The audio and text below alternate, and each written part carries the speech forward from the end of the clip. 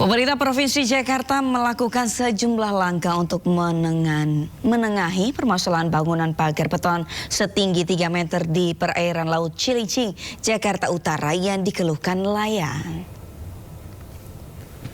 Gubernur Jakarta Pramono Anung memastikan bahwa telah dilakukan mediasi antara masyarakat setempat dengan perusahaan mengantongi izin yakni PT Karya Citra Nusantara, Kementerian Kelautan dan Perikanan, dan juga pemerintah Provinsi Jakarta.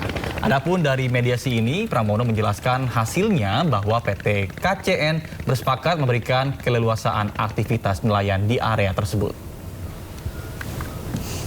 Pertemuan antara pemerintah DKI Jakarta, perusahaan yang mendapatkan izin untuk membangun tanggul laut itu, dan juga Kementerian KKP disepakati bahwa aktivitas nelayan diberikan keleluasaan untuk tetap bisa dilakukan, dan perusahaan diminta untuk memberikan CSR kepada para nelayan yang ada di tempat itu, sehingga dengan demikian secara prinsip simbiosis mutualisme saling menguntungkan antara nelayan, perusahaan, dan juga tentunya pemerintah DKI yang nanti di tempat itu akan menjadi pusat ekonomi baru di Jakarta.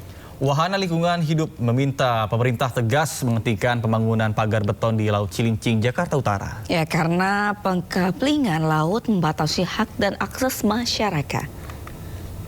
Alasan PT Karya Citra Nusantara sebagai pihak yang mengklaim bertanggung jawab atas pembangunan pagar laut dengan beton, jelas ini adalah upaya pengkaplingan ruang laut yang dampaknya bukan hanya pada lingkungan hidup, termasuk juga pembatasan akses terhadap masyarakat, khususnya nelayan pantai utara Jakarta.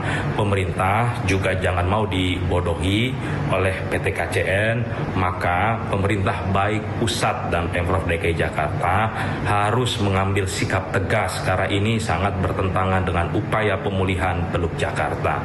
Jika tidak, ini akan menjadi presiden buruk, yakni ancaman yang sama dengan wilayah lainnya, atau akan menjadi contoh buruk di wilayah lainnya di Teluk Jakarta.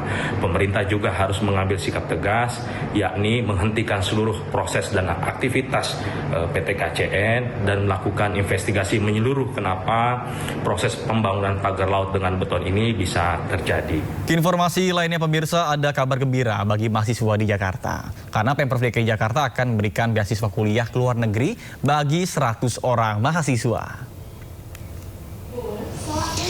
Ya, Gubernur Jakarta Pramono Anung akan meluncurkan beasiswa bagi warga Jakarta yang mirip dengan skema beasiswa LPDP Kementerian Keuangan. Beasiswa difokuskan bagi mahasiswa Jakarta yang ingin melanjutkan kuliah ke luar negeri, terutama bagi mereka yang berasal dari keluarga kurang mampu. Nantinya para penerima beasiswa diwajibkan kembali ke Jakarta untuk berkontribusi membangun Jakarta di masa depan. Mudah-mudahan tahun depan sudah bisa mulai, kalau bisa 100 aja mahasiswa yang kita berikan LPDP untuk dengan pola Jakarta ya, yang bisa sekolah ke luar negeri.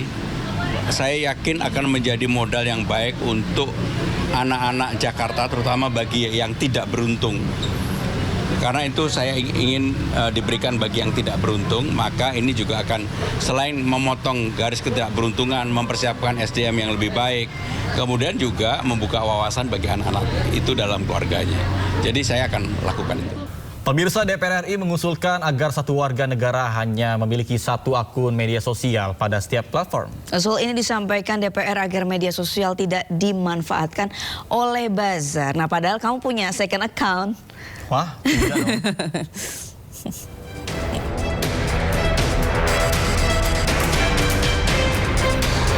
Sekretaris Fraksi Partai Gerindra DPR RI Bambang Haryadi mengusulkan ide agar satu warga negara hanya punya satu akun media sosial tiap platform medsos.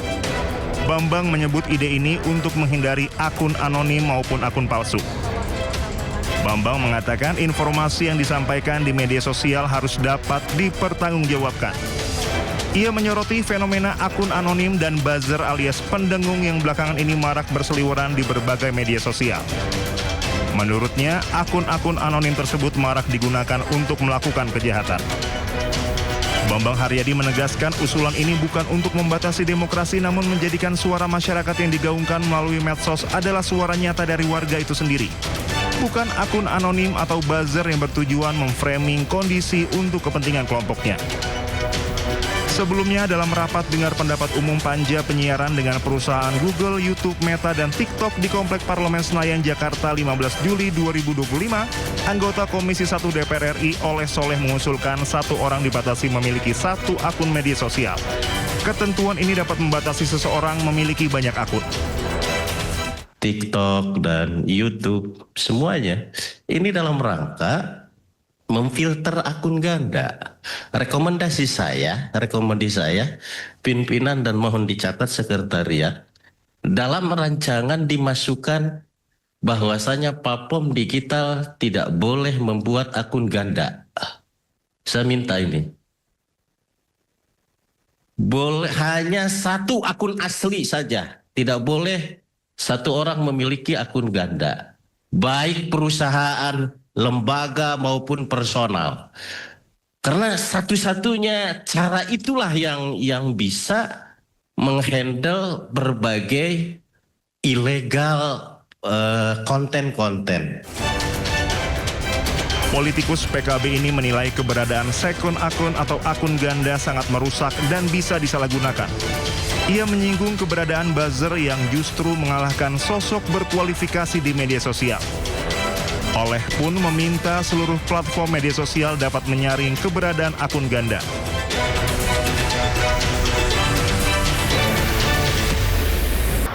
Pemutaran video pendek Presiden Prabowo Subianto di bioskop menuai sorotan warga. Menteri Sekretaris Negara Prasetyo Hadi menyebut pemutaran video berisi program-program terobosan Presiden Prabowo tersebut adalah hal wajar selama mematuhi aturan yang berlaku. Mau dan bisa bergabung untuk rakyat Indonesia. Kita ingin menghilangkan kemiskinan dari bumi Indonesia. Kita harus jaga untuk rakyat hari ini. Pemutaran video pendek Presiden Prabowo Subianto di bioskop menuai sorotan warga. Video pendek berisi program-program Presiden Prabowo Subianto tersebut diputar sesaat sebelum film bioskop akan dimulai. Dalam video, seluruh program disampaikan dengan capaiannya. Salah satu program yang disebutkan adalah soal makan bergizi gratis yang telah menjangkau 20 juta penerima manfaat. Menanggapi pemutaran video pendek tersebut, Menteri Sekretaris Negara Prasetyo Hadi menyebut pemutaran video tersebut adalah wajar selama mematuhi aturan berlaku serta tidak mengganggu kenyamanan serta keindahan. Meski demikian, hingga kini belum diketahui jaringan bioskop mana saja yang menayangkan video pendek tersebut.